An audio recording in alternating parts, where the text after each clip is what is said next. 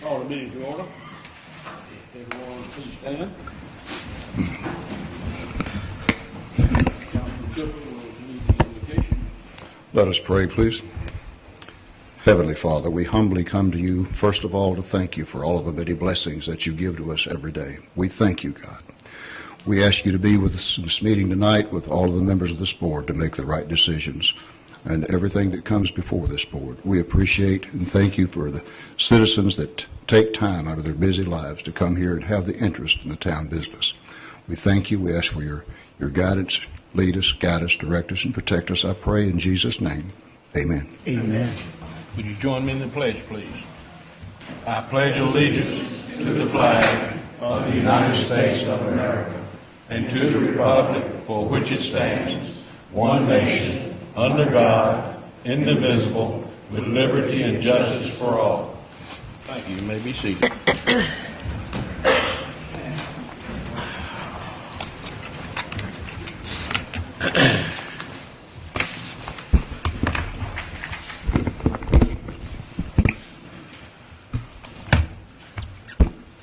I'd like to welcome everyone tonight. County Commissioner Harris. Item number 5 on the agenda is approval of the agenda. Do I hear a motion? Mayor. Okay. I'm sorry. I'd like to ask that number 3 on the consent agenda, if we could move that down to, items removed. Might need to make a brief comment on that. Item number 3, move it down to, Number 12, yes, sir. Item number 3 on the consent agenda, move it to 12, please. okay. And I believe that the town attorney and I would like to add a closed session. And Keen, I'll let you cite the specific. It's, the statute would be 143, 318, 11A3 to preserve the attorney-client privilege between the town attorney and the public body. Okay. All righty. With those changes made, do I hear a motion we approve the agenda? So move. Second. All in favor say aye. Aye. Opposed? Motion carries. Okay, recognition. The first one is a real special recognition. Mr. Robert Blunt. I don't know, can he come forward or do I need to go back to him?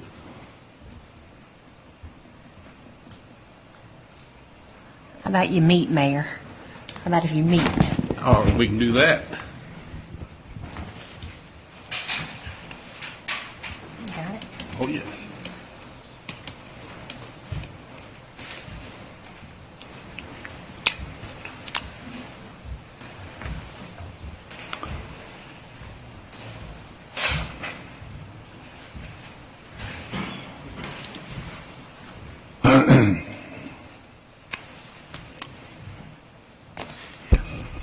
It's still on.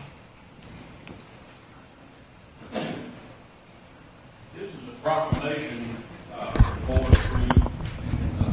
I'd like to read this to Mr. Blunt.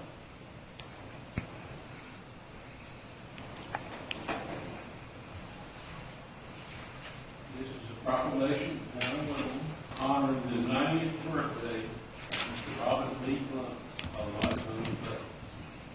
Whereas Mr. Robert Lee Blunt has been a resident of Pitt County since 1924. Whereas Mr. Robert Lee Blunt owns and operated Blunt's Cleaning Service in the town of Little for many years and provided janitorial services for the town of Little. And whereas Mr. Blunt ran as a county employee, one of the board of Alderman in 1981. And whereas Mr. Robert Lee Blunt married Miss Debbie Lloyd Blunt and raised 5 children. Whereas Mr. Robert Lee Blunt was celebrating his 90th birthday on September 15, 2014. Whereas Mr. Robert Blunt is a faithful member of Northside Cleveland Baptist Church in Green County, where he is active in honorary deacon of the church. Whereas Mr. Robert Lee Blunt has been a true example of a faithful, dedicated, and industrious Christian citizen of the town of Little for the majority of his life. And whereas the town of Winterville recognizes and appreciates Mr. Robert Lee Blunt. Now,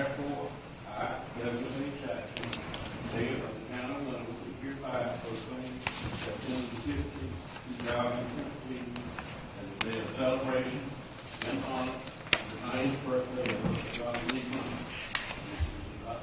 This is adopted in 2014.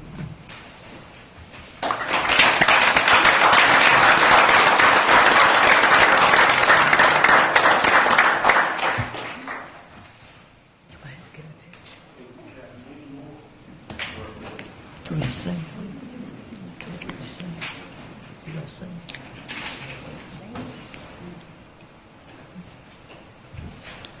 Take a picture.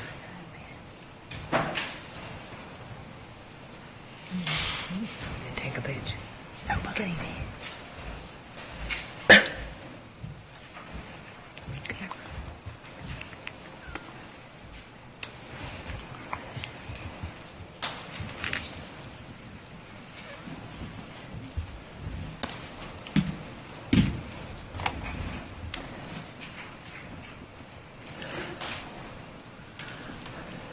And that next recognition person is Miss Jasmine Smith. You? Is there something up here I'm supposed to read? In your packet. Congratulations. I hadn't got that far. This is, Mayor, while you're looking, I thought we should all sing happy birthday to Mr. Blunt as a group. Well, you lead it then.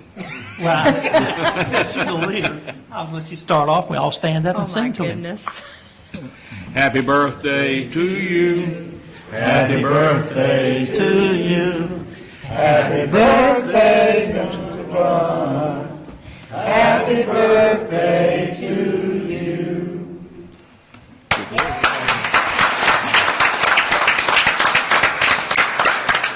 You did good, Mayor. I heard you sing. It was a happy birthday till he heard that. I tell you what, I don't think they would have me in the choir at the church. Okay, this is Jasmine Smith, Town Clerk of Winterville, honored by North Carolina Association of Municipal Clerks.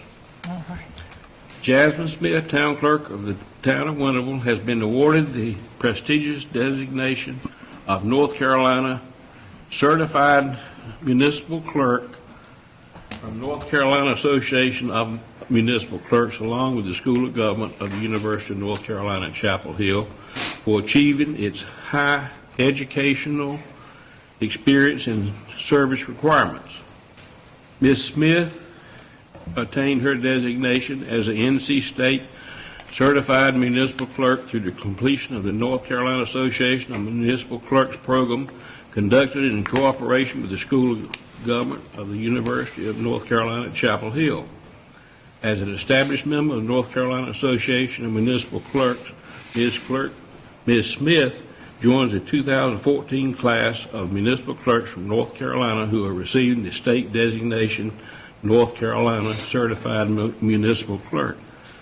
The NCAMC is a professional organization of city, town, and village clerks from across the state dedicated to the continued growth and development of clerks and their municipalities.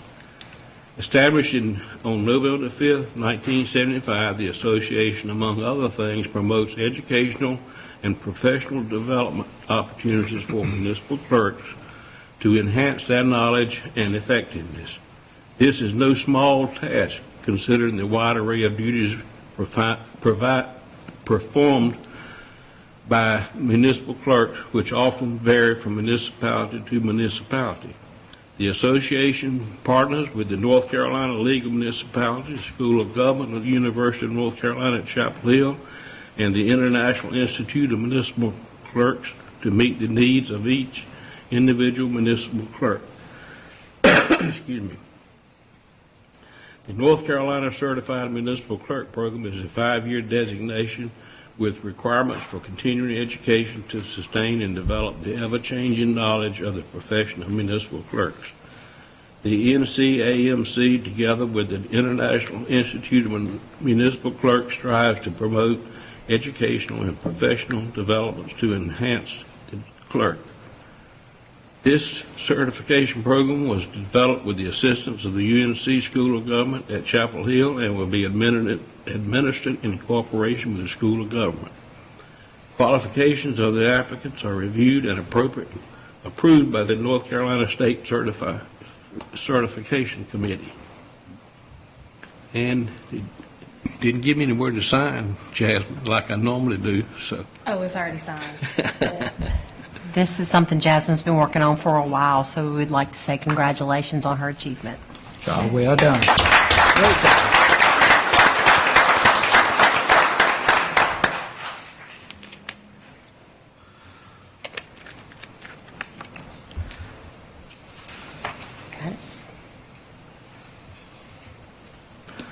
Okay, item number 7 is introduction of new employees.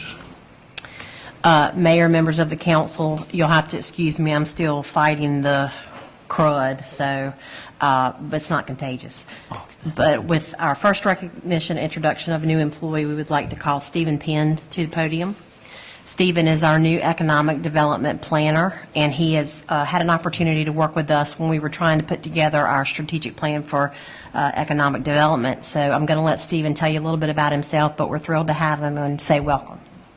Well, I'm thrilled to be here. I'm Stephen Penn. I have been working in economic development ever since my graduate program at VCU Virginia Commonwealth. I work with Benchmark as well as Greenfield. So I've worked with a lot of communities here in eastern North Carolina in economic development, and I'm hoping to bring a lot of money to town. Oh, that'd be great. Yeah, I asked him in the If beginning. anybody's got any ideas, feel free to contact me. I'm open for discussion of anything. But I'm happy to be here, and thank you very much. Where's your office going to be? I'm with the planning. In this building. Yes, sir. I asked him before the meeting, was he ready to bring in some multi-million-dollar manufacturing concern? He said he was working on it. They're on the way. They're on the way already. Absolutely. Stephen's hit the ground running, already setting up a lot of contacts, so we're excited to be moving forward in that area that I know has been one of the council's priorities for some time. Welcome. Thank you, Stephen. You're welcome.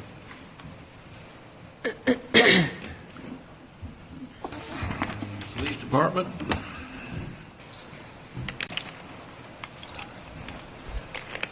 Good evening, Mayor, Council. With our recent departures of Officer Hignite and Corporal Artis from the Police Department, it's my distinct privilege to introduce to you our newest two officers. I told them they wouldn't have to speak unless you have questions for them. I thought they were giving speeches. We have Mr. Chris Williams. He comes to us from Tarboro with over 4 years of law enforcement experience, and Mr. Charles Hamilton with over 4 years' experience from Roxborough Police Department. They are both holders of master's degrees in criminal justice. Their training and experience is, we are very privileged to have officers with as much training as they have. They also just happen to be veterans. Mr. Williams, over 20 years, and Mr. Hamilton, 14 years and still serving today. If you have questions for them. We'll even give them a chance to speak if they'd like.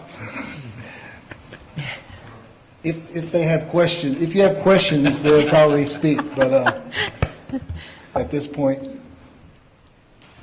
I'd like to welcome both gentlemen to the full-time organization. Both have been serving in a reserve capacity previously.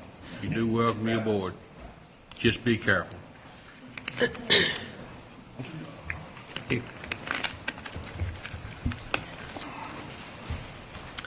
Okay, I don't believe we have any presentations.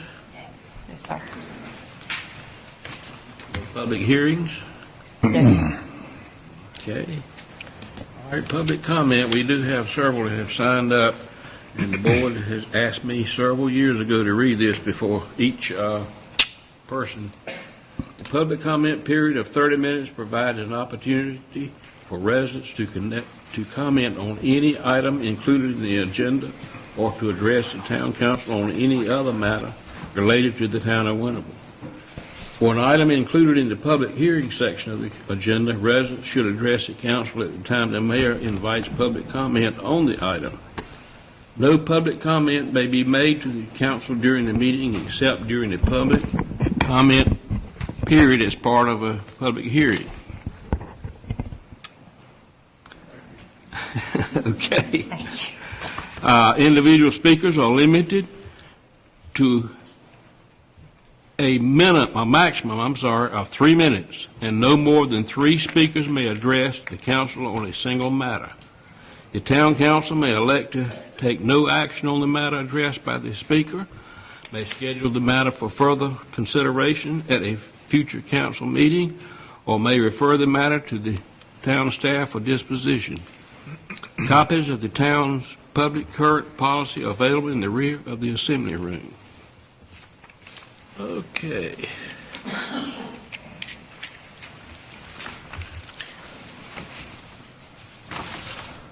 Now, Mr.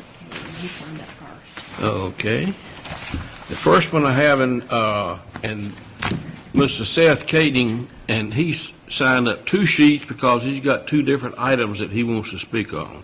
The first one is the water and sewer fees.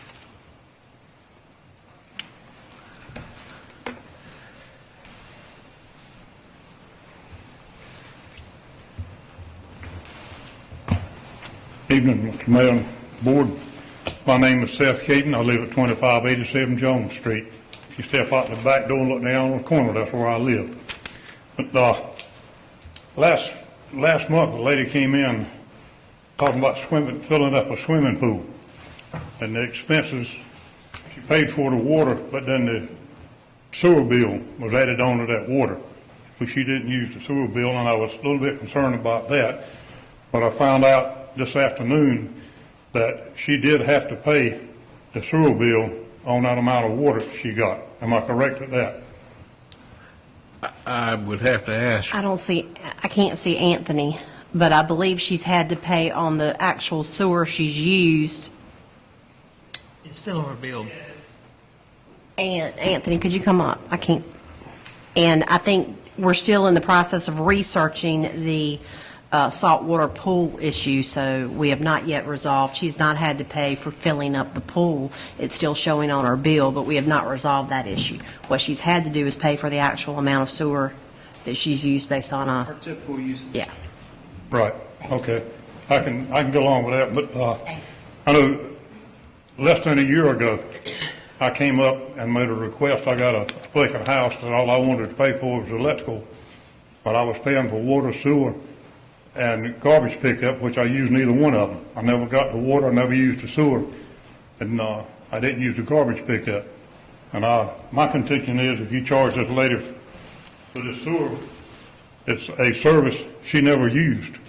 I think you'd be ripping her off if you make her pay for it, and I do not know the lady, okay?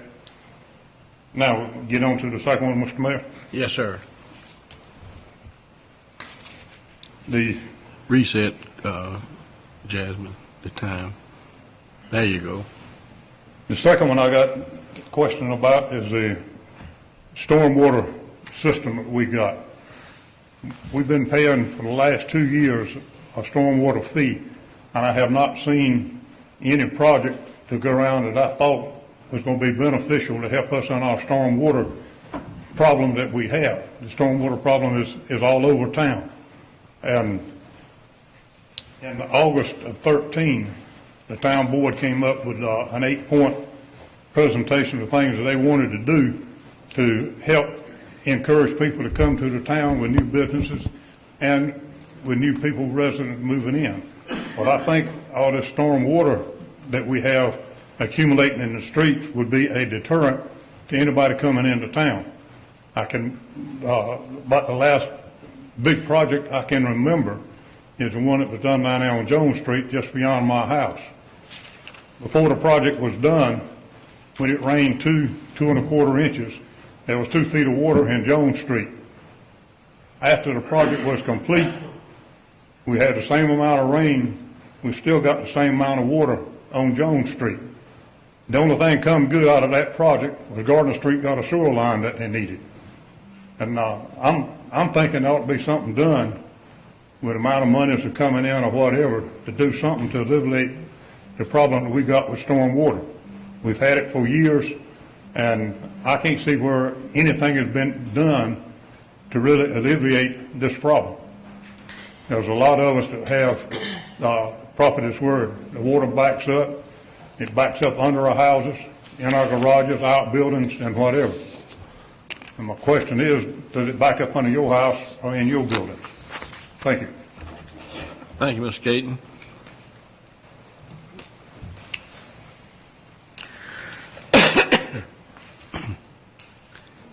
The next person is Ms.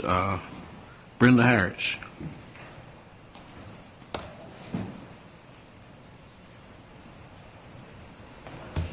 My name is Brenda Harris, and most of you know that I have the corner that's right on 11 and Mill Street. We're working to get it cleaned up. Your code enforcement person, Mike Weldon, is not only a good guy, but he's a reasonable thinker, and I just applaud you for having him here and him doing such a good job. I've got something to show you that's critical. I'm asking that if I go over a minute or two, that you be kind enough to realize that I came and my health is not real good. I'm sorry, we will not be able to go over 3 minutes. Okay, usually if you represent a group, you could have 5 minutes, but it's okay. We'll not. What you're looking up here is from 1994 to 2008 taxes. This came from Pitt County's on records. What you need to know is that on August the 22nd, our county manager said we can't collect from all the taxes, so we just have to go after the lowest hanging fruit. And thank God there was 3 people that were witnesses, me and 2 citizens that I had there, as well as Beth Ward and our county attorney. And I said, what on earth are we doing when we don't understand that everybody have rights? Because the Constitution is the United States, and then it's North Carolina. And then from that, we understand that everyone is created equal. I served you with something for a reason. Our county manager says that we can't collect from all the taxes. So you see, this little bit here, if we moved it over, and I don't know that I can, you would see this line is for the amount due, but if you pushed it on in the other direction, and I'm not real good at this, what you would find is the taxes due. And when you see $43,360, there's a lot of interest there. But what you need to know is that Pitt County is 2,066 records that haven't been collected on while they're foreclosing on 11 and 12 because they targeted me twice. They don't like people that speak out. But you might need to know that in 2010, there was a $14,000 check that came to the town of Winterville for my corner. Guess what? Pitt County had it dubbed as. It was called a refund. When you got these kind of records, they're corrupt. When you got this kind of leadership, it needs to be out the door. Under General Statute 105, that is the Machinery Act, that every tax it has to. And I went to the state and I said, how can you do this? They said, oh, we just tell them about appraisals. Well, you might need to know that the present use exemptions are over $2.1 million. They began in 2005, and that's why for that little corner that Graydon Tripp owned, and he paid about $50 a year, I pay $11,000, thank you. Nothing changed but the name, folks. The zoning was general commercial, and it was already cut over woods land, and it was already annexed into the county. So when I bring you the information, I can tell you that the little accounts, nothing is done. So when we've got 2 real properties, REI means real, what you're looking at is an unequal basis that you say, well, that's Pitt County. Under 105, it is Pitt County. But because these are Pitt County appraisers that are coming up with these values, it automatically includes the town of Winterville into the liability. Now, I'm fixing to bring a lawsuit against Pitt County that'll rock the portals of heaven, and I've got data that goes back to 2004. I asked today to give them an opportunity to see what they were facing. because this came from their own records. It's pretty bad when you whip their pants with their own data, but I'm data-driven. You might need to know that garnishments are unequal. It's supposed to be 10% of the salary. You're 1 minute over already. I didn't hear the bell. Okay. Well, in just summary, what I would tell you is this. Well, we have a bell now. What I would tell you is this. We need King Lassiter to look into this, because under the Civil Rights Act of 1964, Title VI, you're in jeopardy of losing federal funds. Thank you. Thank you, ma'am.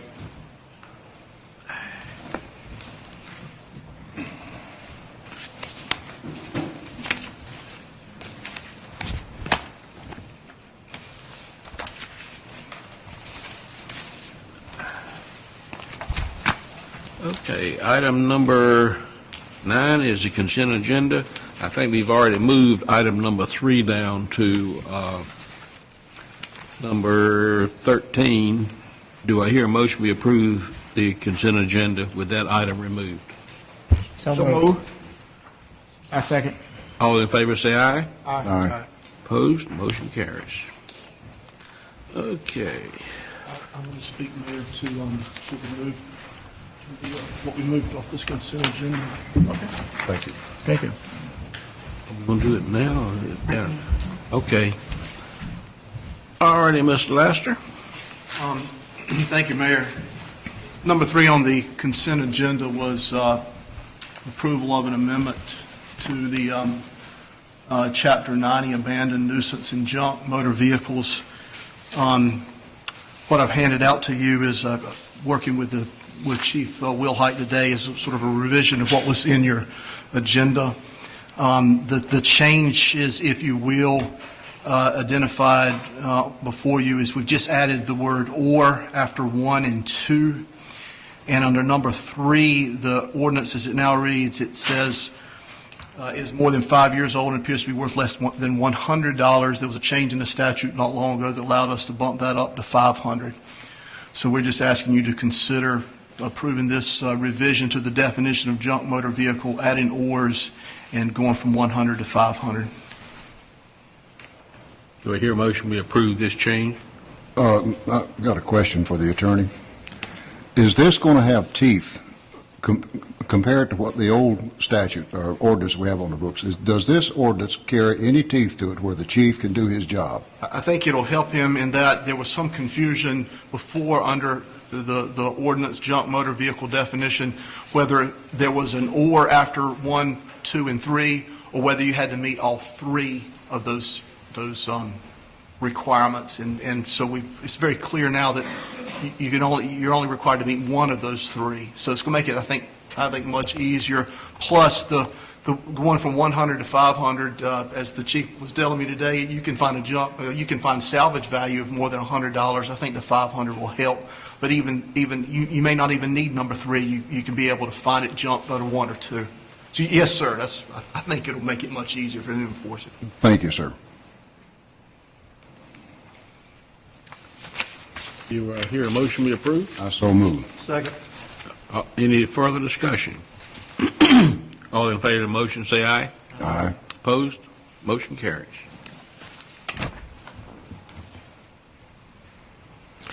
Okay. Under item 13, under old business, proposed portable temporary storage unit regulations. Status report. As you know, been working with the Planning and Zoning Board on drafting some regulations for our zoning ordinance that would regulate portable temporary storage units. And of course, what the regulations attempt to do is set some reasonable parameters that would have to be followed when you use these storage units. So regulations about where on the property the units have to be placed, in what manner they have to be placed, regulations that they may not be placed on street right-of-way, time periods, and there again, just trying to set some reasonable guidelines for the use of temporary storage units. The Planning and Zoning Board held a special workshop meeting on September 2nd. We put a notice of the meeting in the newspaper, also mailed copies of the notice to area businesses that either are in the business of leasing these units or are in a business that's closely associated with the need for temporary storage, such as CareMaster or Restore One, who respond to situations perhaps where there's been some kind of leak or fire damage or something at the home where the belongings may be to be temporarily stored while the repairs are made to the building.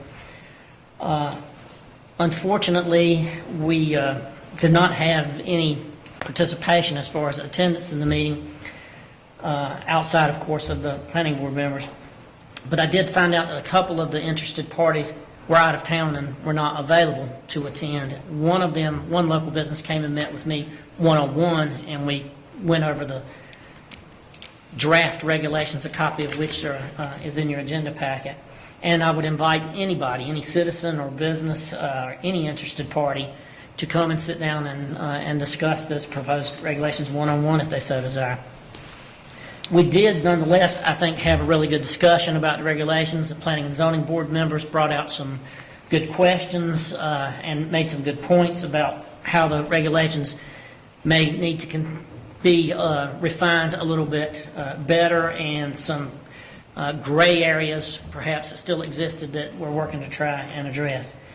The Planning and Zoning Board's regularly scheduled September meeting will be next Monday, and we'll be discussing these proposed regulations again, and I will be reporting on some information that they asked me to do some reconnaissance on and report at that meeting. Depending on Planning and Zoning Board's comfort level with the regulations at that point in time, it may be in a position to forward a recommendation for adoption. If they are still uncomfortable with it, may not be quite ready for that. Because this will be an amendment to our zoning ordinance, before council adopts, you will be required to hold a public hearing because it's an amendment to the zoning ordinance. We could hold this hearing at your regular meeting in October, which is the 13th. Even if at that point in time you weren't necessarily prepared to adopt the regulations, you would still meet a statutory requirement for a public hearing on the matter. Or if you could elect to postpone that until you are comfortable and satisfied with the regulations. If council felt necessary or appropriate, you might have your own workshop on it for a one-on-one discussion with staff if you so desire. I mean, the more we progressed forward with this and looked at it, the more complex we realized an issue it is. So it's really taking a lot of thought and consideration to get these regulations to where they need to be. But I'm very proud of the discussion that our Planning and Zoning Board has had, because all of the members have participated, brought out some good points, and I think in the end we're going to end up with a set of regulations that provides an appropriate level of regulation, yet doesn't overburden people who need to use the service or the companies that provide the storage units. That's certainly our aim. Alan, if we adopt these in October, how long will it be before the storage unit on Boyd Street will be removed? Well, I would treat it like any enforcement matter in an ordinance. You would allow a reasonable period for abatement, probably 10 days or so. And then if it were not abated, you take the next step in the enforcement process. What other towns have this ordinance? We have, I think it's become pretty commonplace because it's become a very timely thing, but we've modeled our regulations thus far on the City of Greenville's regulations. Thank you, Alan. If we were to have the public hearing and so forth, or the planning board decided upon a change in the ordinance, do you think you could have it ready by our October meeting? We certainly could hold the hearing at that point in time. I don't know whether to say or not the planning board will have forwarded a set of regulations for adoption until we have our meeting next Monday, and I can respond to and provide some of the information they asked me to get and kind of see where we're at as far as their comfort level with the regulations. Nonetheless, you could hold the hearing, and you would have met a statutory requirement to hold the hearing. You could hold other hearings if you so desired, if you felt that was appropriate and necessary.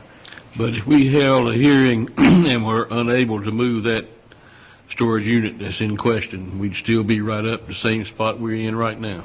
So it definitely needs to be moved, I agree, but we need to do it legally. I even asked, I forgot who I did ask about us going in there and moving it. I believe it was Mr. Savage. And he replied that if the town moved that unit and there was a $100,000 piece of crystal in there and we broke it, the town would be responsible for it. So until we get something legally in place, it's going to be a hard thing to settle, I think. Hopefully October 13th will be our day. The 20th, I was just asking Jasmine, the league conference was on the 13th, and I believe during our regular calendar scheduling, you all decided to move it to the 20th. That's right. October 20th is our next council meeting. Okay, I did not realize we weren't meeting on the second Monday, so. October 20th is our next. October 20th. Thank you, Jasmine. That is due to the North Carolina League of Municipalities Conference, which several of you attend. So, Alan, you're saying that if this recommendation that you have right now, the place that we are looking at, the storage building that is on Boyd Street, will it be in compliance or out of compliance? Out of compliance. For what reason? It is placed in a position that our regulations wouldn't allow. I went out, took some photographs, and took some measurements, and I had thought it was probably on street right-of-way. It is indeed on street right-of-way at the moment. I don't want to push the point because I think we're getting ready to set up a very clear and concise set of regulations. In my opinion, though, we're really critical. I believe we could cause it to be moved now because it is sitting on street right-of-way. The thing that they have done that has helped is it's not sitting where it originally was. It has been moved further into the lot, and the neighbor can see a whole lot better to get in and out of the driveway. You say it has been moved? It has been moved further up into the property, and I think that was direct response to the neighbor's, contention that they couldn't get in and out of their driveway. It is better, but again, part of the reason that we have delayed taking action is because we don't have any real regulations in place currently. When I said we have some other regulations that prohibit you from placing things on street right away. It's not specific to a temporary storage unit. It could be to any item that the right of way is only to be used by government entities for public purpose. But that is a state right of way. That is a state right of way. So if we pass this ordinance, you're saying that the unit that's there right now would have to fall within that ordinance? That's right. I think we would have to allow a reasonable opportunity to, no, it would be out of compliance. Mm-hmm. We would have to allow a reasonable opportunity for abatement. It would not be immediate. We couldn't demand that tomorrow it be moved. Let me ask Keene a question. Wouldn't there have to be retroactive, the ordinance would have to be retroactively adopted, or adopted retroactively? Otherwise, it's not, Are you asking if this is a grandfather situation? I guess. I don't think, temporary storage facility would warrant a grandfather situation. I think once the ordinance is adopted, they would have to fall within the means of that ordinance. And I think Alan's right. You give them a 10-day abatement period, before they're penalized, but once that 10 days runs. And the abatement does not mean you have to take the container away. It means you have to move it into a position on the property that is in compliance with our regulations. But that could not be moved until we redone our ordinance, is that correct? Or adopt an ordinance. That would be right. There's currently no violation in place, as I understand it. Without our ordinance, there's no true violation. And as you pointed out, Mayor, to protect the town, if damage was caused to something inside there, we need to have the ordinance to protect us. And I will say one other thing, of somebody who's contacted me about another similar situation in town, contacted me today to say that word had spread about this what we're doing, and that particular person has moved there. So, there is some effect coming because people know we're getting ready to do something. And again, it's our desire just to have a reasonable set of guidelines, and certainly not to prevent the use of storage containers where it's needed. Any other questions, comments? So what I'm hearing is we'll schedule a public hearing at our regular October meeting, is that correct? Right now, on the 20th now, Right. not the regular. Right, I'm sorry. That would be our regular. That's right. That was voted on last month. That was actually adopted when the calendar was adopted, wasn't it? Okay, excellent. Okay, so that will, of course, be published as well as put it on our, or ask Brian to put it on our webpage. And in the meantime, if you know anybody who has interest or concern, I'd encourage them to contact me directly. Thank you. Okay. Do we want to schedule this meeting? Go ahead and schedule it for the 20th. Public hearing, I'm sorry. I think you Do we need a motion? Vote, sure. be fine. Do we hear a motion? So moved. Second. We have a motion and a second to schedule a public hearing on October the 20th. All in favor of the motion, say aye. Aye. Opposed? Motion carries. Okay, item number 2 is the tree lighting ceremony. It's hard to believe we're already talking. Good evening, Mayor and members of the council. You may be wondering why we're talking about the tree lighting ceremony in September. Not to jump the gun, but we are trying to get some things scheduled. The traditional day of the tree lighting ceremony is the second Thursday in December, and staff is interested in moving that to the 1 week prior, the first Tuesday in December, for 2 reasons. Number one, because then it would break up the 2 big town Christmas events, being tree lighting ceremony and Christmas parade. Currently, both of those fall within the same week. Second reason being simply to have the tree lit officially a little bit earlier in the month, give it a little bit more time again to be officially lit by the town. Those are the 2 main reasons that we are looking at doing it. This year, if the council so chooses to do that this year, that would be the week immediately following Thanksgiving. And then one other item to add to that, if the council chose the ornaments around town could be lit or set to light, I should say, because they're on timers, on the same night. I think we've been doing it right after Thanksgiving. They've been, the lights for around the town have been lit the Wednesday prior to Thanksgiving. Prior to. Yeah. So you're pushing it back roughly 1 week, just, slightly more. I think staff feels like that it has been, it's a little bit late when we've been doing it, and also it backs it up to the parade, so that's quite a bit that week, but trying just to get in the holiday spirit a little bit sooner. Certainly, it's only a week, but, I feel it's still a week earlier. Sounds good idea to change it. Good idea. I think it's a good idea to change it. Need a The board's motion? pleasure.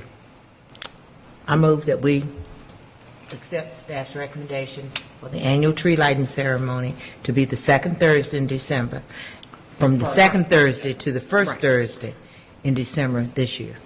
And just for clarification purposes, does that include lighting the ornaments on the streets as well on the same Your night? recommendation, Okay. your full recommendation. Second. I have a motion and a second to make the change. Any discussion? All in favor of the motion, say aye. Aye. Opposed? Motion carries. Thank you. Thank you, Evan. Item number 3, discussion of a procedure policy for naming athletic fields. Mayor and members of the council, the subject of naming athletic fields that belong to the town of Winterville has been discussed in the past.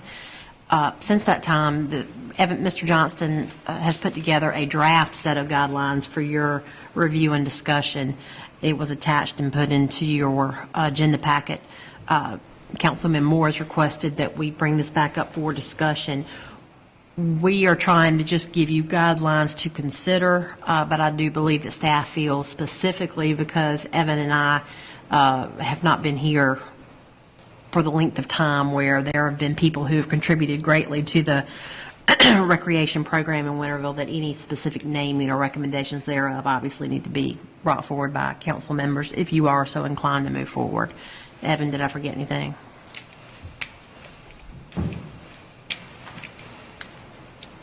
I guess I shouldn't have sat down so quickly. No, I think that's pretty much everything. The only other thing is that the council could also consider would be an application process.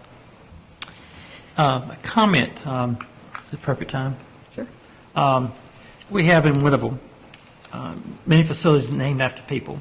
A.J. Cox Middle School, W.H. Robinson, Velma Harper and Wayne Holloman Room, Fest Miley softball field at Cox, the Vernon Cox building at the Rorton Building, Mayors on the wall, names of buildings that the town board is built, Rorton Field serving the community since 1940, baseball field, Kiwanis baseball field. We have 2 fields that are not named. I would like to make a motion tonight that we put together a committee of 1 person from the Historic Society, 1 person from the Chamber of Commerce, 1 from Recreation Commission, and as many as 2 other volunteers who volunteer their names to be on this committee. To look at naming 2 athletic fields. And at the same time adopting recommendations. And I think the town manager had a question on the 2 fields that Mr. Moore is referring to is the new baseball field that was part of the Winterville Recreation Park expansion project. Excuse me. The second field is the Bambino Field, which is not named after a specific person or organization, but it is a name that has been.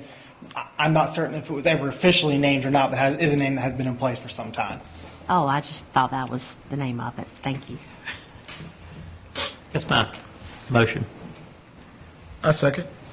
We have a motion and a second. May I ask for clarification? Yes. Councilman Moore, sorry, Evan, you were recommending that member of the Historic Society. Recreation Advisory Board, Chamber of Commerce, and then 2 other volunteers? Should just volunteer the names. Okay, be a member of this committee? Nobody Yes. from the council? Well, council members can be a member. Okay.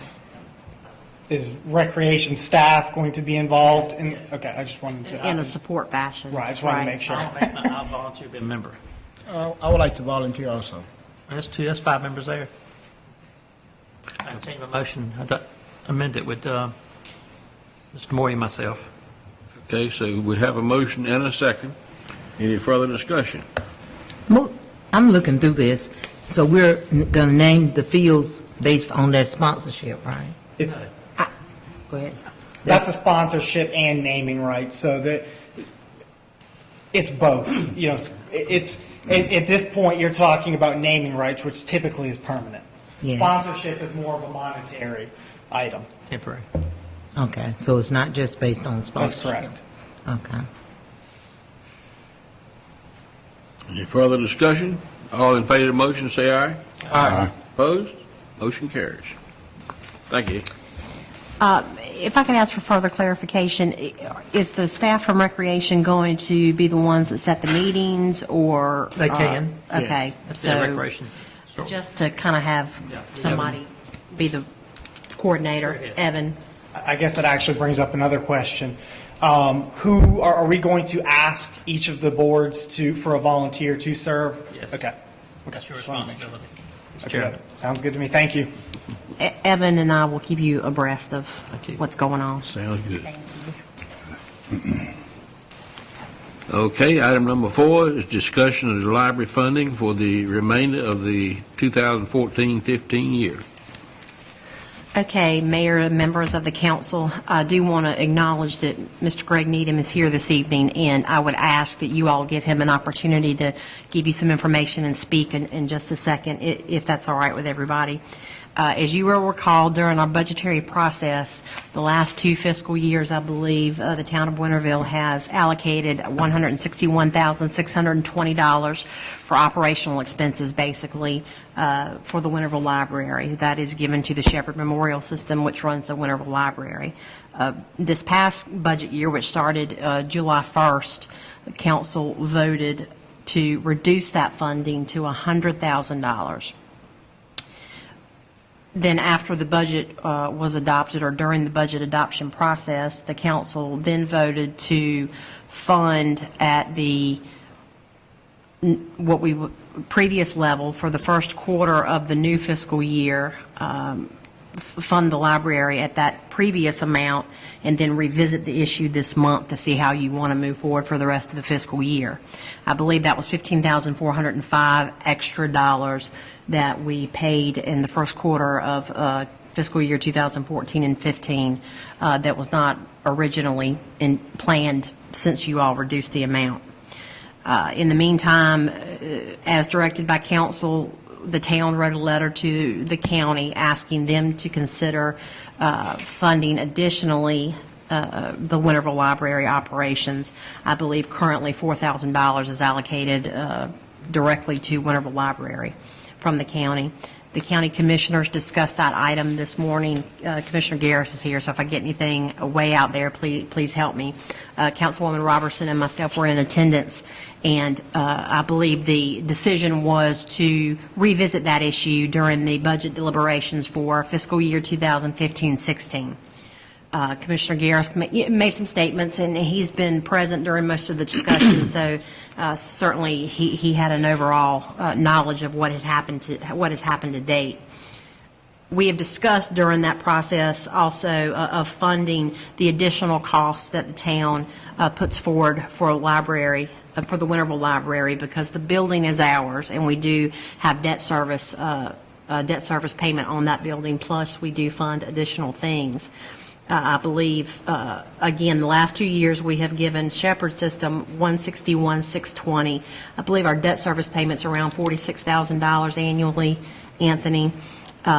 We have paid in the neighborhood of $2,400 for insurance, $5,500. This is all annual costs and rough approximate costs for janitorial services, $2,000 for building maintenance, about $400 for pest control, $10,000 for utilities, and there's another $2,000 that escapes me off the top of my head that I know we pay for, and I can't remember what that is. Anyway, I have it here in my notes. We pay total in the neighborhood of about $240 to $250, depending on the actual cost annually for the Winterville Library. Having said that, that's sort of an overall view of how we got to where we are. You all are where staff is asking you to direct us on what we need to do for the rest of the fiscal year with respect to funding the Winterville Library. I do believe Mr. Needham would like to make some statements, and you all do also have a copy of a letter that I received last week for your consideration as well at your seats. Before Ms. Dunn. Before Mr. Needham starts, just to clarify, make sure I understand, I was out of town and was unable to attend the meeting today at County Commissioners. So I'm hearing that basically they did not come forth with any more money for this year, but we'll review it next budget year. Is that correct? That's correct. I believe there was some discussion about equitable treatment of all of the branch libraries, and certainly I think the county commissioners felt that was important. So I think that's why the county manager recommended it, and the commissioners approved discussing it during the FY 2015-16 process. So no additional funding this year. Okay. Mr. Needham. Thank you very much. Good evening, Mayor Jackson, members of council. I am Greg Needham. I appreciate the opportunity to come before you once again. I also appreciate that you had restored funding for the first quarter of the fiscal year. That's enabled the Winterville Library to operate with normal hours, full book budget, and without disruption. We know after this morning that there's not additional funding coming from another source. So what we're facing at the moment is if you as a council were not to make any change and the reduction were to take effect at after the end of September, then come October 1st, that remaining shortfall for the 3 quarters of the fiscal year that remain is $46,215. And if that funding is not there, we won't be able to operate the library at its full operating hours, 57 hours a week. We'll have to take the library down to 30 hours a week, which is just enough. That's actually the minimum requirement of the contract, the agreement between Shepherd and town of Winterville. So that'll be a dramatic reduction in the operating hours that the community would feel. I tried to work out a schedule that would still enable everyone, as much as possible, access to the library. You have to have some morning hours, some afternoon hours, some evening hours, and some weekend hours, because some people work or have other requirements on their time, so they couldn't get there. So you can't operate the library from 8 to 5, Monday through Friday, then people that work that window would never get there. So what we have is opening a little bit later on Monday, Wednesday, and Friday, closing a little bit earlier on those days, opening an hour later, closing an hour earlier, closed completely on Tuesday and Thursday, and still operating normally on Saturday from 1 to 5. That would still give you morning hours. You'd still be able to have children's story time, and people who need to get to the library in the morning could still get there. You still have afternoon hours. You still have some evening hours, not as long if somebody gets off work and needs to get to the library for computer access or for books, and then they still have Saturday hours. Again, it's a dramatic reduction, and also the book budget would have to be cut in half. So you've got $16,000 worth of new books coming in a normal year. You'd have 8,000 instead. People would really feel that, they come in for books at the library and there are not nearly as many new books there. They'll be requesting them from elsewhere in the system, and they can come by courier, but still, that's a drain, and people would really notice it. If the county is going to at least consider the issue of funding of libraries that municipalities are funding within Pitt County, I would request that you consider making up some or all of that shortfall, that $46,215, for the remainder of the year. You'd be able to reduce or eliminate the real negative impact until you know what might be possible, given some more time and the opportunity during the budget process for the county to look at that. Now, I have no crystal ball. I don't know whether they'll ever be convinced that it's a good idea to basically make up some of that funding that the town as a municipality has funded. But at least you'd have made the effort to keep the library open until you found out for sure, what the county was going to do. But on behalf of the people that use the library and depend on it, I would make that request. I am able to answer any questions I hope that you might have. That's what I know at this point. October 1st, we'd have to make those reductions. When we made the recommendation of 2 people to a separate board, Right. we were understanding that one of those 2 would be appointed, but the board decided against that. Right. So I believe you have the minutes from the July library board meeting. So when we began to look for a solution to try to get you representation sooner, the City of Greenville appoints 7 members to the Shepherd Memorial Library Board of Trustees, and the County of Pitt appoints 4. Greenville can only appoint city residents, so somebody from Winterville can't be appointed by the city. So that only leaves just those few that the county can appoint. And so it needed to be a county appointee, and there's not a vacancy coming up really soon. It's March of 2017, we'll have a county appointee completely finished with 2 terms and coming off. So we looked for another solution to try to get somebody on there. And in poring over the bylaws of the Board of Trustees, I thought that we might have found a way to make that happen. When we took that to the library board in July, the trustees were not convinced that they were actually empowered to have an extra trustee appointed, and so that was not done. And I was directed, library administration was directed after that to go back, research that really more thoroughly through all of the minutes. I went from 1925 forward. There's never been that additional trustee, and there's no clarifying information in the bylaws about how that might be done. And so we really were left without that option, without being able to do it. Again, I was eager to try to find some solution in the interest of the partnership that we've had between Shepherd and the town of Winterville for nearly a quarter century, and I'm sorry that that didn't work. When Councilmember Harper died while in office, who was appointed to her position by the county? Did you say Harper? Harper, Velma Harper. I think Was our that representative. that must be before my time. You looked at the minutes, you mentioned the minutes, maybe you read that. Joanne Lewis was from Winterville and passed away while she was in office. And that was, even though there never was a requirement in the contract, in the agreement, that there would be Winterville representation on the library board, but there often had been a trustee who was from Winterville, so Marjorie Dunn, for example. And that's wonderful. But so when Joanne passed away, there wasn't a Winterville resident in the applicant pool. And to be honest, I had just gotten here and I wasn't paying attention to make sure that that happened. I was new as director and wasn't aware, wasn't trying to make sure that happened. And so I believe that was when Colonel Hinton was appointed from Aden to fill that vacant spot. So he's a county appointee. When the county appropriates money for each library, is the number of people who visit the library customers included, or just carte blank amount of money? When Pitt County Right, gives money, is it carte blanche, or no matter how many customers you have?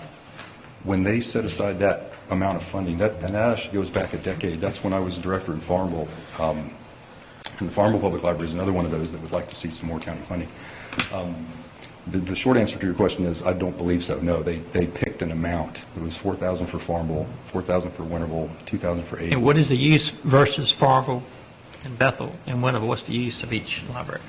The number of customers. They have monthly customers. And so Farmville is not a part of Shepherd's system, and I don't actually have their, or Aden, so I don't actually have their statistics. I know that Aden doesn't have professional librarians, and they have very limited resources, and so I don't think that they would have nearly the use that a Winterville or a Farmville would. The Farmville is a very busy library. I would say they likely have.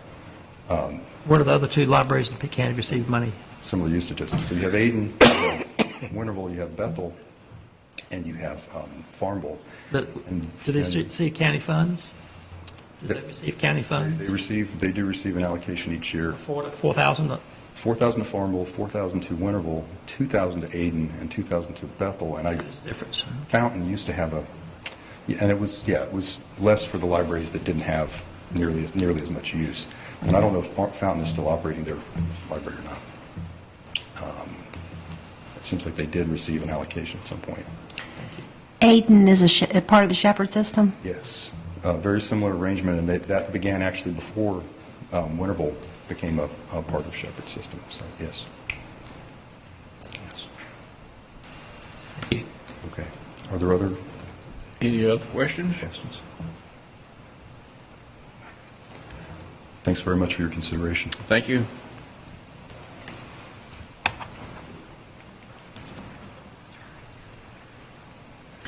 During the meeting this morning, there was a statement made by the county manager, and I'd like to correct that statement.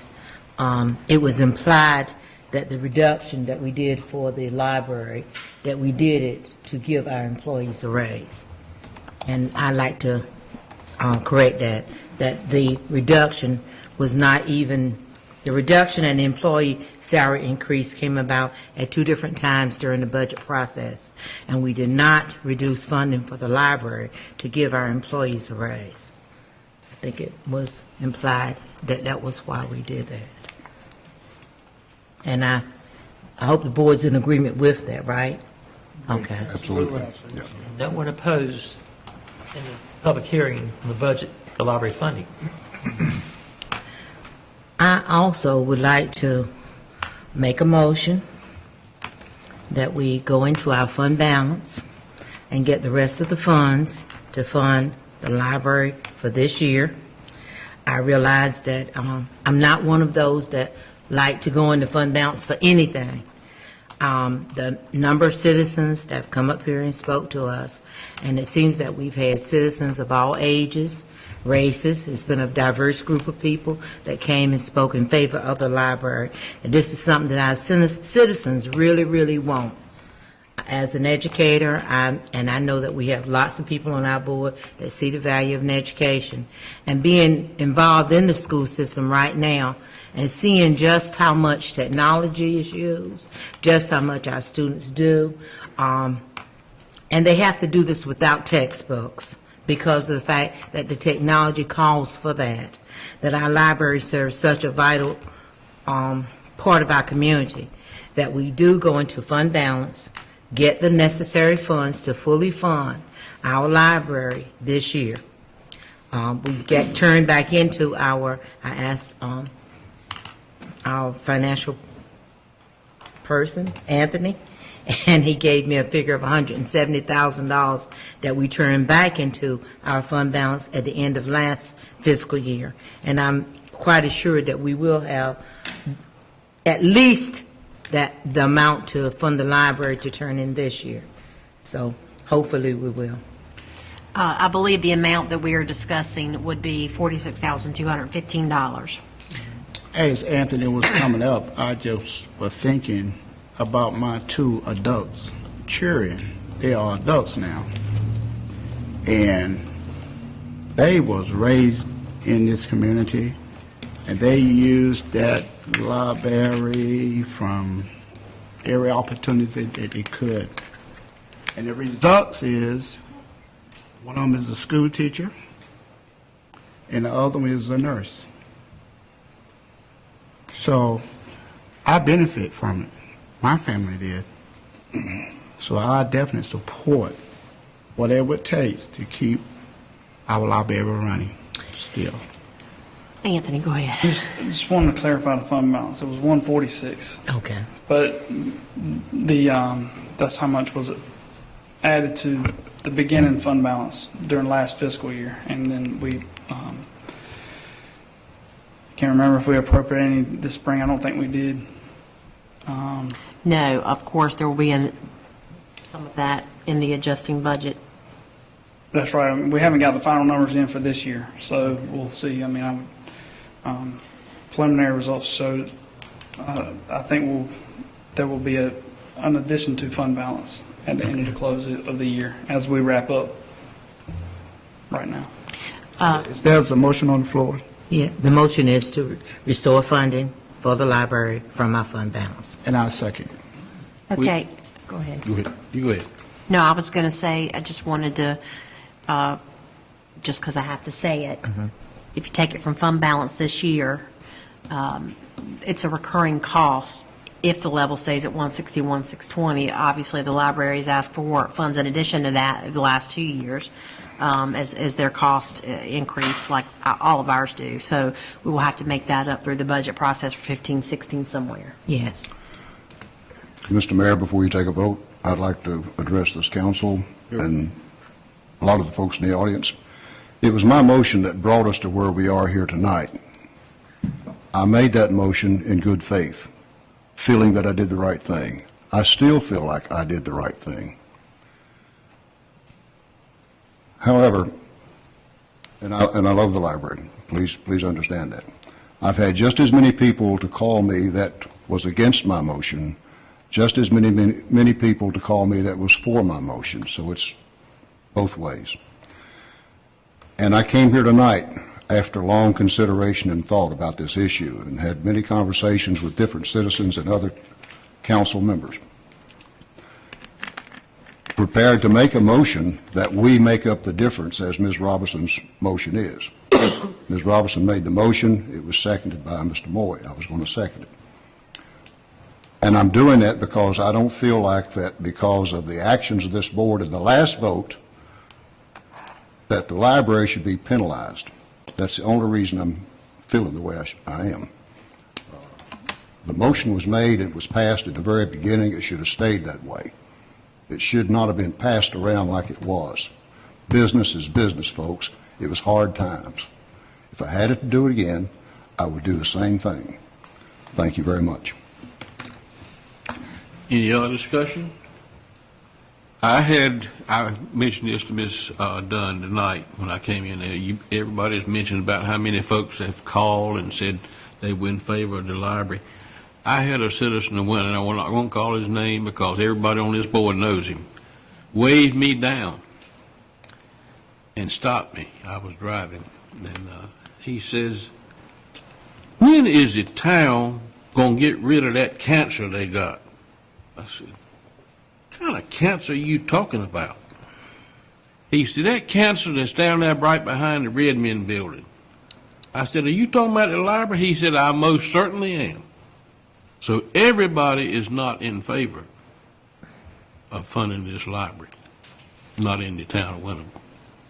But that's what this person told me. Okay, I have a few comments. I seconded Councilman Cooper's motion during the budget to reduce the amount.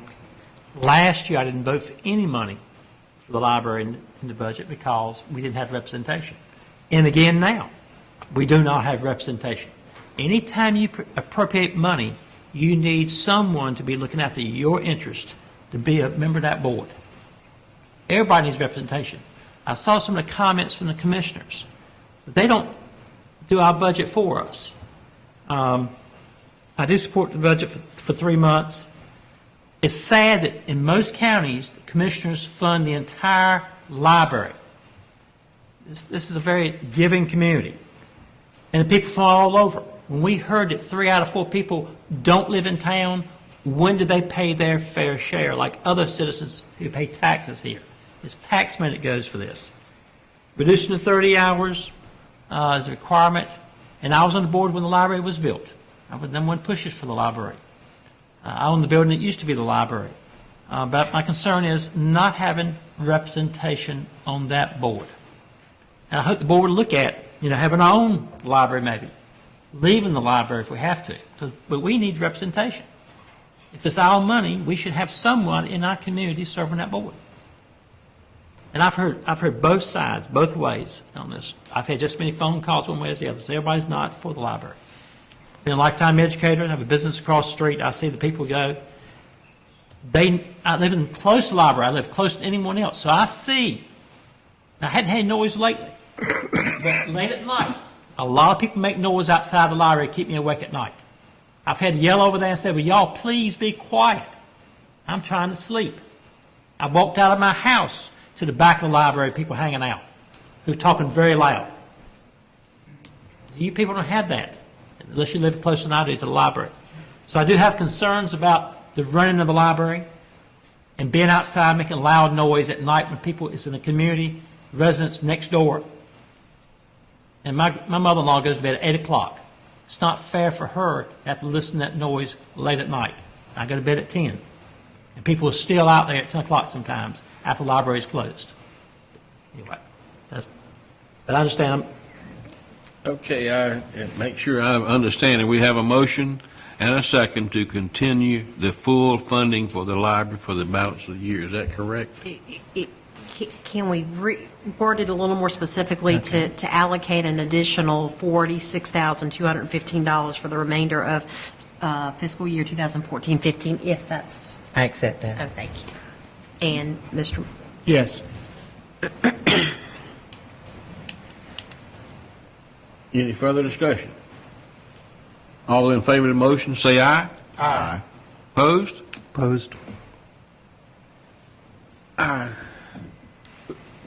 Everyone that's in favor, raise your hand, please. Okay, opposed. So the motion carries 4-1.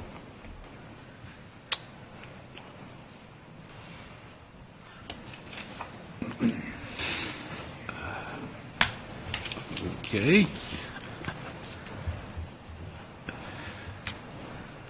Oh.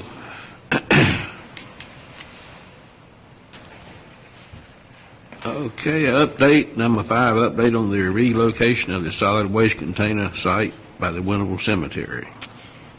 That is an issue, as you all are aware, that we've been discussing for some time, and I asked the council for some consideration to not schedule a meeting during the budgetary process.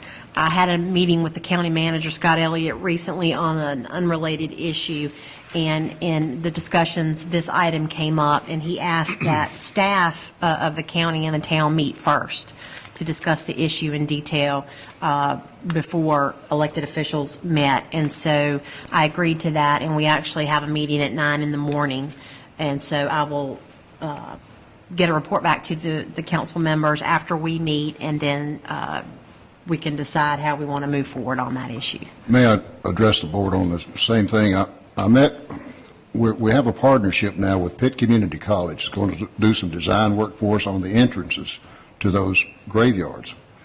I talked with the director, the dean of that department. Now this morning I talked with the teacher, the in-the-room, hands-on teacher.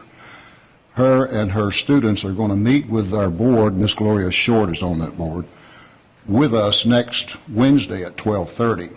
So the students can take a physical look at what they're working with out there for both cemeteries. And they're hoping that they can bring some drawings back to the committee and have a meeting ready for this council for the December meeting, that we could get on with the entranceways to those cemeteries. But that's not with the waste relocation? No, No, sir.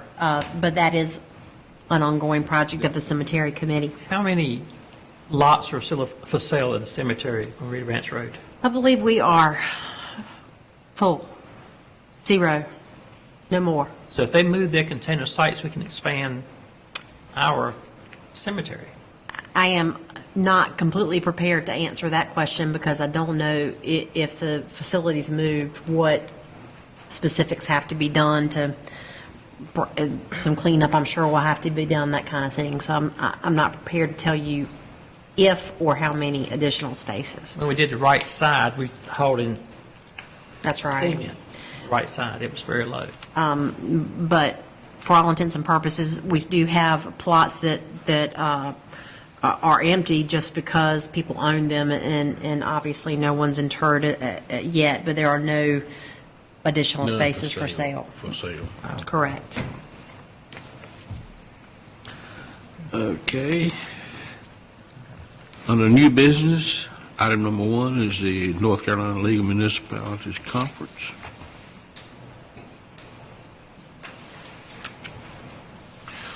Good evening, Mayor and Council. The 2014 NCLM Conference is October 12th through the 14th, and staff is asking for the council to appoint a voting delegate and alternate voting delegate. And the conference is in Greensboro.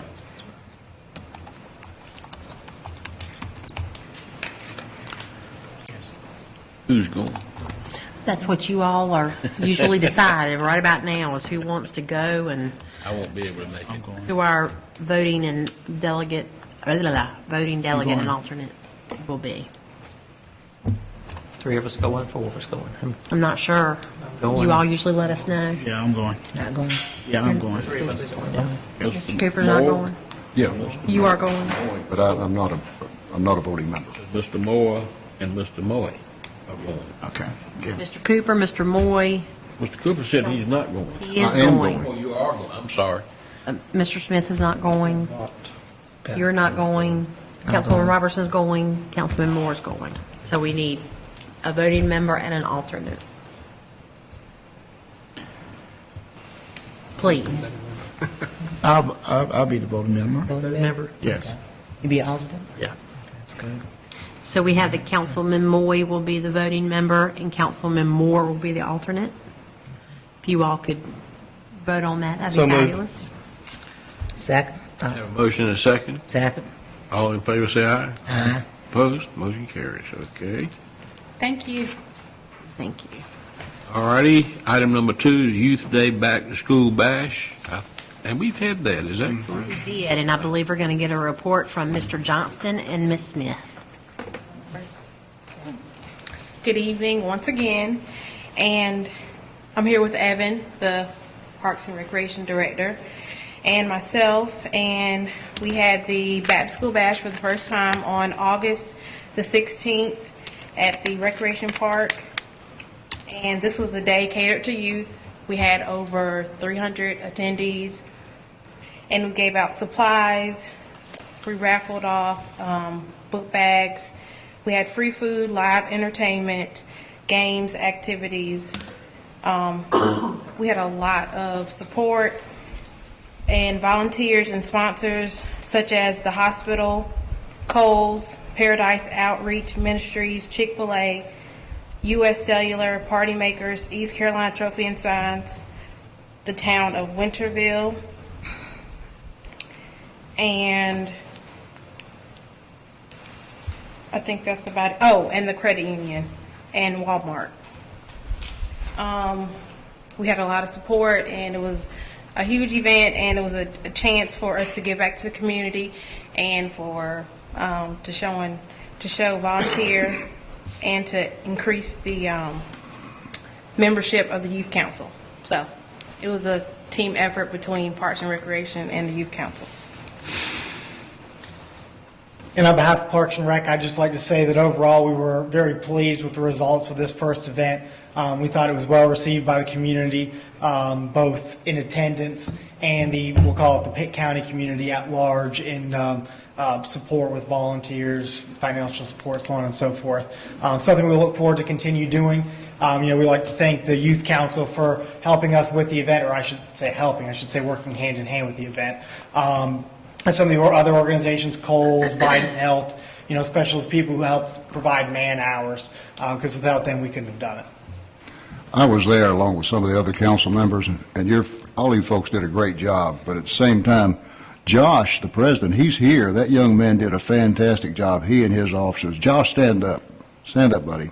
He's president of That the is youth. one fine young man. Thank you for your work, buddy.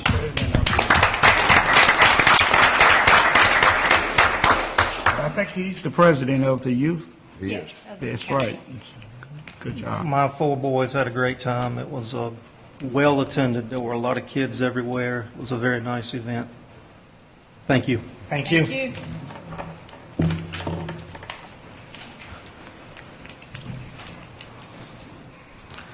Okay, item number 3 is discussion of additional funding for Winterville roads. Got to ask the councilman Okay. more. I read in the newspaper a few weeks ago that AAA had Pitt County ranked #1 for the 6 years straight for accidents. And I'm in the driver education business. So I would like this board to have a plan of action to help solve this, or help with this problem. I wrote an email to Lewis Pate, how we would receive more road money, and he said to contact John Rouse, who's the DOT engineer, and Farrell Blunt from Bethel. So my proposal to the board is that we ask for these 2 people to attend a meeting, and then we would invite the media, all elected municipal employees, leaders, county leaders, school officials, legislators, law enforcement, Chamber of Commerce leadership staff, and the general public to attend. Now, once they decide they're going to come to the meeting, we got to have a place and a time. What does the board think of that idea? We need more road money, people. We should be ranked #1 in the state, and I'm disappointed county commissioners have not taken this, but maybe they can help with us. I saw it. The reason I brought this up too is, other than sitting in the paper, I went to a Wayne County event, and they had the Chamber of Commerce, which I asked Debbie to email today, would they take leadership on. And they had a meeting, full house at Goldsboro, in Goldsboro Packed House, and they had the DOT person there, and he told about all the wonderful projects in Wayne County, projects that were going on. And they were able to answer questions about the future of roads in Wayne County. And I asked Scott Senator, who's head of our Pitt County Chamber, to do this months ago. People, we should not be ranked #1 for accidents in the state of North Carolina. That should be a concern of everyone here, because you might be involved in one of those accidents this coming year. The table 1, ruin your life. So, We it's the board's pleasure. just hired a economic developer. Will that fit into a responsibility or a task that he can help us out with? Well, certainly, staff's going to address anything the council directs us to do. I'm sure Stephen would be glad to assist on that. However, I believe the funding needs that we would have would extend beyond economic development in and of itself. I mean, we've got Alan, who, as the planning director, obviously looks at thoroughfares and how we best can offer transportation through and around our town. I mean, he has that responsibility. I see it as a collective staff effort to try to have people who would have chief from a public safety standpoint, chief more from a public safety standpoint. So again, I don't see as one person being primarily responsible, but certainly a team effort. Got to start somewhere, people. Somewhere. That's what I was thinking. You know, in order for you to ask for more funds, you got to have something to show. Well, the DOT person would come and speak about projects in Pitt County, and then we'd ask them questions. How much do we receive in Pitt County versus like counties across the state of North Carolina? And ask the question, why are we ranked number 1 in North Carolina in accidents? For 6 straight years. Not just one time, but 6 straight years. How do we stop that cycle? Now, I sent you all an email last week. I received it. That the commissioners in Wayne County said this is their number 1 goal is for more funds for roads in Wayne County. And they're having a bypass around Goldsboro being built as we speak. And we were supposed to have a bypass started a while back. They were supposed to purchase the land in 2000. And how long ago was this? 10 years ago? A while. Haven't done yet. Anyway, it's a start. So, Mr. Well, I'm all for doing whatever we can do to promote more highway funding. Obviously, politics plays a large role in highway funding. And we know we've got Cooper Street, Mill Street, Vernon White Road, Old Tar Road, Main Street, Ain Street, all of our vital roads in Winterville are state roads. So whatever we can do to promote that, I'm for, but I'm afraid it's a losing battle. Can we ask that the town manager write a letter to John Rouse and Farrell Blunt and see if they're first available to come and speak to a group and what dates they are available, and go from there? And in terms of the group, would that be the council? All of the council? Well, just saying they can speak to any group Okay. in Pitt County. I think having those two come visit us, and maybe we can We asked them. talk with them and a little more one-on-one, maybe we can make some headway.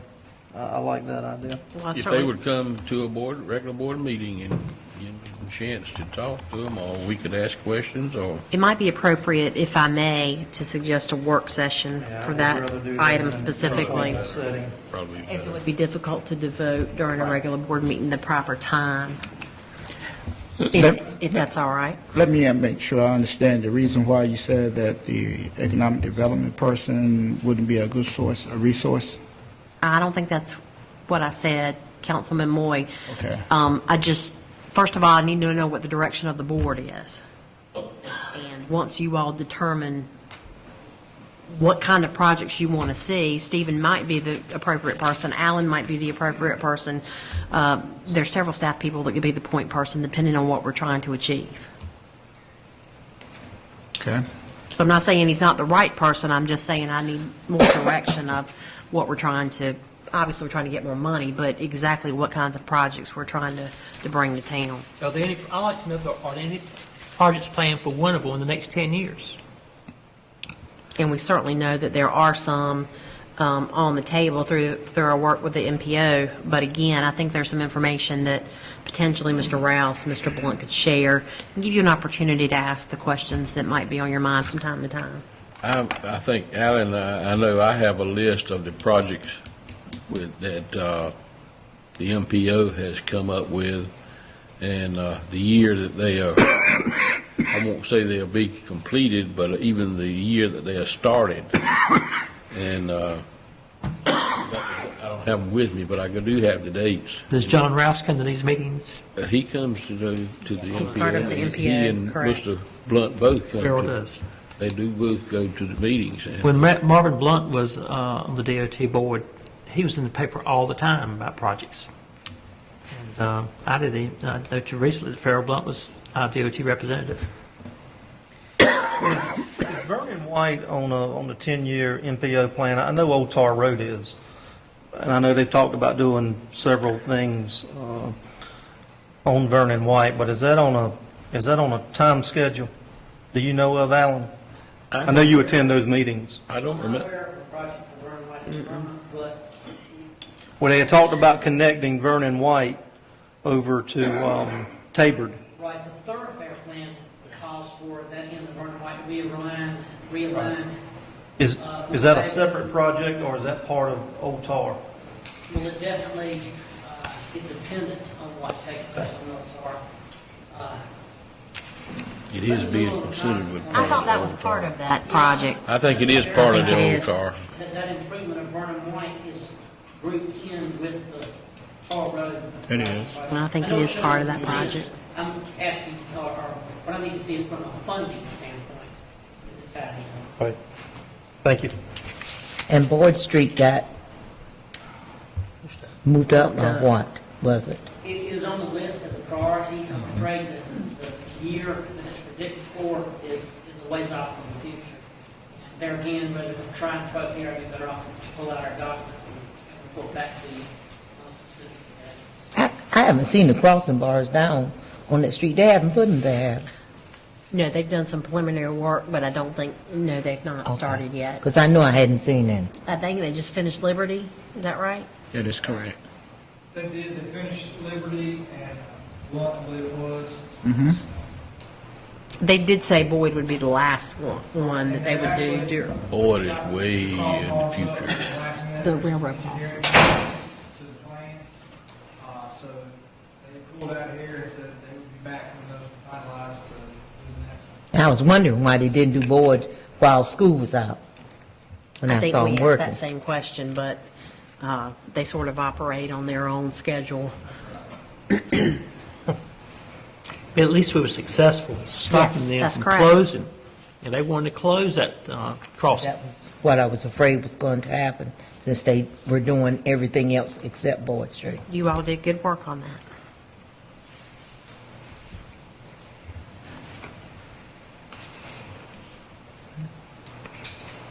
Okay, have we made a decision about the, other than the? Invite them to a meeting, one of our town board meetings.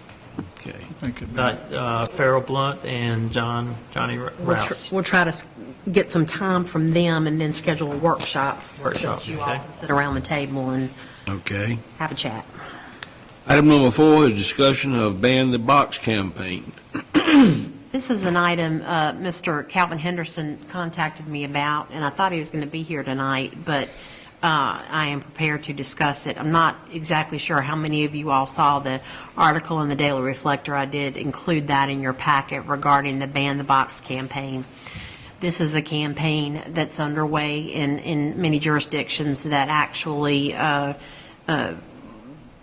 in this case, the town of Winterville would remove the checkbox on the town application that asks whether or not someone has been convicted of a felony. Just for everyone's information, currently the town application does ask if you've been convicted of a felony, and what we do with that information, and the HR is handled in my office, is that currently we like people to be forthcoming and honest about that. Obviously, before we actually hire anyone, a criminal background, and depending on what the nature of the job is, other types of backgrounds are conducted. The Ban the Box campaign does not relate to anything regarding background checks or our requirements for hiring. The only thing it does is remove the actual question on the application regarding whether or not you've been convicted of a felony.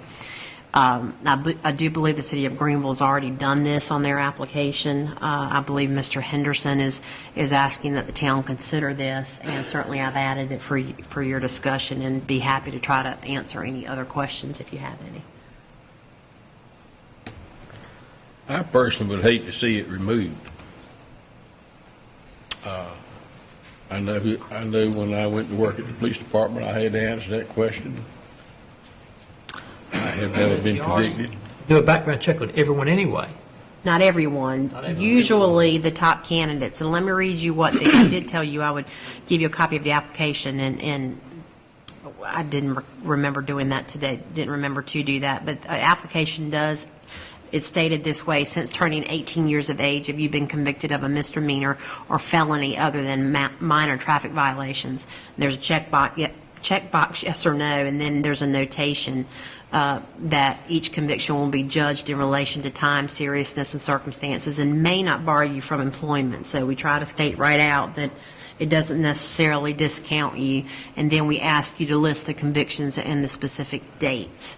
So again, it's a question to let us know from the applicant what's going on, and obviously it's a question related to honesty, obviously. But as we get down in a process, and usually it's maybe top 2 or 3, depending on the position, police, obviously, they're a little different.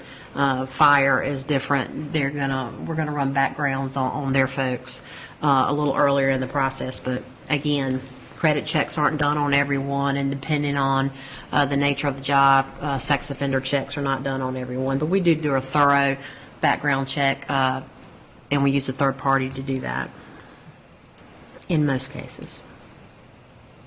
So I have presented it, and you all just let me know if anything what you want to do. Do we need to make a decision tonight or not? It's completely up to council.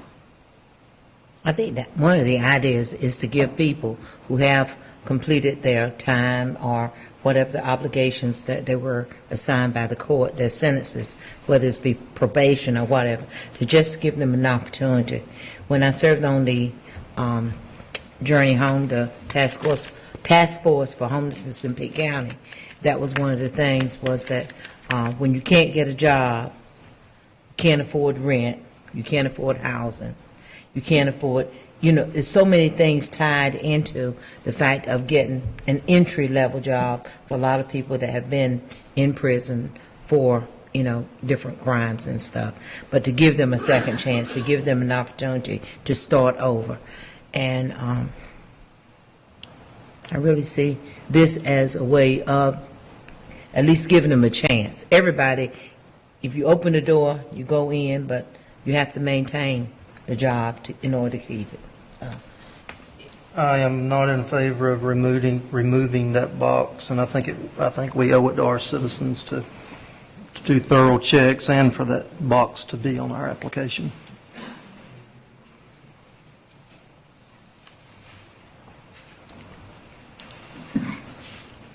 Anyone else? Would you like to make that in the form of a motion? I will. I'll make a motion that we continue to have that box on the application for the town of Winterville. Second. I have a motion and a second to keep the box on the application that the town uses. Any further discussion? All in favor of the motion? I just got one thing. If we keep it up there, if we do not, you said that the ones that you have an interest or interviewing, you want to go back and do a background check on them. Correct. So if it's up there or not, it really don't matter.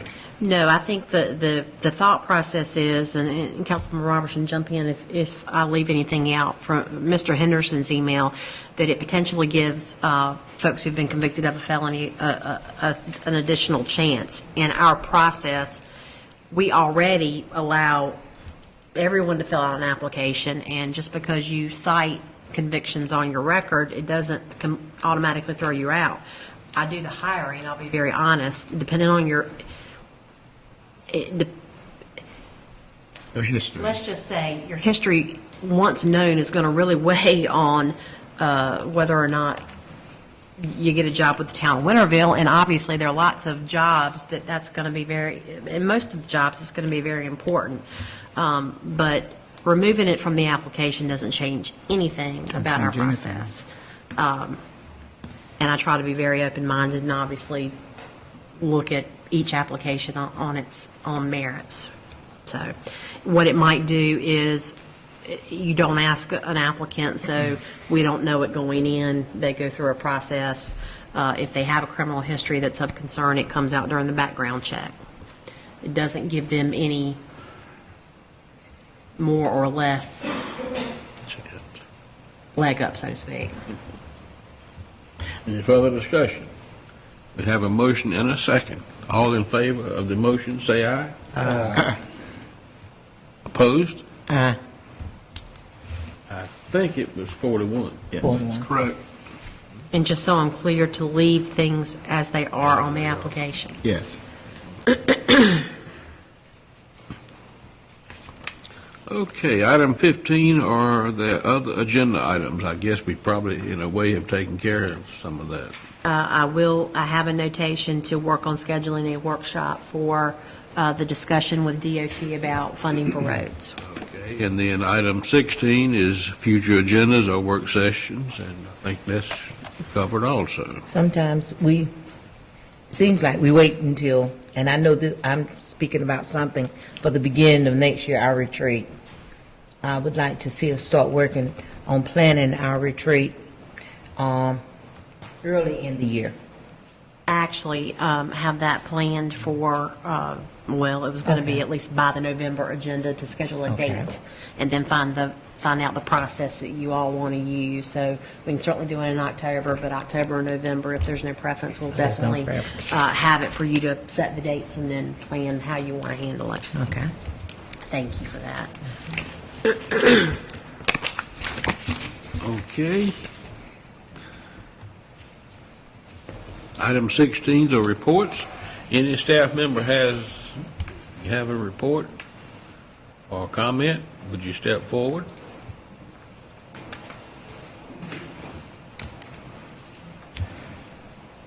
Just want to let everybody know of two upcoming events. September 28th, we have the 5K that we put on with Riley's Army each year. And October 24th is the haunted trail that we put on with ECU each year, the Trail of Terror. 24th, October 24th. That's the Friday prior to Halloween. I always enjoy that. Thank you. Dress up. I scream a lot. Okay. Counselor. Thank you, Mayor. Actually, no report tonight as the town attorney, but if you'll let me put on my Watermelon Festival hat for just a minute, I wanted to speak to that. As we all know, we had our Watermelon Festival August 21 through 23rd. We have not had a chance to meet as a group yet. I think everybody's sort of still recovering from that week, so I don't have any numbers or anything like that, but I will say from my perspective, it was a very successful and well-attended festival. Lots of people there. Just to show you, you can't ever know what Mother Nature is going to do. There was prediction of rain on Thursday and Friday, but Thursday and Friday were great. But when I was out there 5:30 on Saturday morning, it was raining buckets on my head. But we still, that didn't last long, and Saturday ended up being a very good day, well attended with craft vendors and, of course, the food vendors, and many, many people came out. So I'd like to say to this board, thank you for your support, your financial support for the festival, and also for the provision of services by town staff. Staff, thank you very, very much. It's the kind of thing we certainly need your assistance, and y'all were very, very helpful this year. And I saw everybody. I think everybody was out and riding the float. So again, we thank you for the board for attending. Thanks. That's all I have. All I have to say is, great festival. Enjoyed it. Enjoyed Jupiter Jones Friday night. Good time. Thanks for what you all do. And thank you for the audience for coming tonight to help us make our decisions. You're all important. Everyone. I congratulate Jasmine on her position and all the work she did to get that. I am part of the Advanced Leadership Corps of the NCLM, and I will be going September 20th as an ambassador to Chapel Hill to go through the second class to congratulate them. We will be having our housing forum on September 20th at 3 o'clock. We do have quite a few agencies that will be here to talk about housing needs and repairs and other things. And we would invite all the citizens to come out and to spread the word about the housing forum. And I do thank the Watermelon Festival Committee for a wonderful festival, all the volunteers that worked. It was really good, very enjoyable. I'll just echo the wonderful festival we had, and thank you to all the volunteers. I know there's a lot of hard work that goes into those couple of days, so thank you very much. Same here. I think that it's just a repeat. I enjoyed it and look forward again next year. Also, this address is 550 Alma Drive. It's right there in front of the Hines homes. They had some water main repair work done. They had to go into the middle of the street to tear it out to get to the water main or something. And they did not come back and put any pavement back in there. Put a little rock in there, but they just left it with a little small hole. So they have to go around the center of the street just to get to the That was next Greenville point. Utilities. They installed a gas service to the house over there. With gas, okay. And I've actually contacted them, and Okay. they said it slipped through the cracks. I got an email back from them today, actually, and it's on the list to be patched. Well, tell them, since they forgot about it, why don't they just go ahead and pay the whole street? I'm real confident. But I emailed them last week, and they responded this morning, and they said somehow it slipped through the cracks, but they're on it. They are. And how soon do you think that'll be? I can find out tomorrow, but it should be pretty quick because they realized they made a mistake and missed that one. I think it was many months ago when they cut that service in. Yes, it is. But they are aware of it. I emailed them last week, and they replied this morning. Thank you. That's all I have. I think it was a great Watermelon Festival, and again, Jasmine, congratulations, and then also for all the department heads who did great work on that Watermelon Festival, but also Jasmine and Josh on the Youth Day Bash. It was a total success. Enjoyed it. I'd like to say also congratulations, Jasmine. Also, Mr. Bowers got an honor, too. You gonna mention that? Go ahead. Well, it was, I don't have the paperwork in front of me, but I gave it to Terry. Oh, thanks, Mayor. No, congratulate Anthony and the Finance Department on and help me with the wording, Anthony, but it's the Certificate of Excellence in Financial Reporting. And this is the third year? Fifth year. Gosh, time goes by when we're having fun. But no, they, as you know, that you're getting a comprehensive annual financial report now, and Anthony and his department work hard every year, and he's excited because the auditors are here this week. So, fun times. I just wanted to say thanks to the Watermelon Festival Committee members, to the volunteers, and to town staff. I thoroughly enjoyed everything, and everything seemed to go very well, so appreciate the hard work for everyone on that. On the Back to School Bash, Jasmine Youth Council, Parks and Rec worked really hard. We do have the Pitt County Fair coming up. The town of Winterville will have a booth. We will not have a manned booth, but we will have a booth out there with lots of information about the town of Winterville, so that will be available for folks. We also have the Housing Forum coming up on the 20th. I'll be working with Councilwoman Robertson in getting information together for that. Obviously, Community Day, I do anticipate the town will have a booth during Community Day, as we have had in the past. And then I believe Evan has a road race on the 28th. So lots. The 28th road race? I'm not running, no sir, but I may be there cheering some folks on, and I might could walk. But lots of good activities going on as we head into fall, and staff's working hard to make things look good, and we just appreciate everything everybody does, and thanks for the council for their support.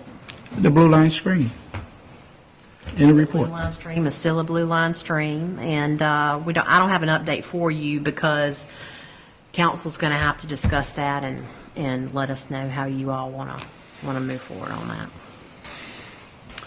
That might be another work session we need to schedule. Yes, could we do that? Sure. I'll get together with you all and find out some dates you have available for that. Okay, I believe we do have a closed session. Do I hear a motion that we adjourn this Closed session. session? Okay. Second. All in favor, say aye. Aye.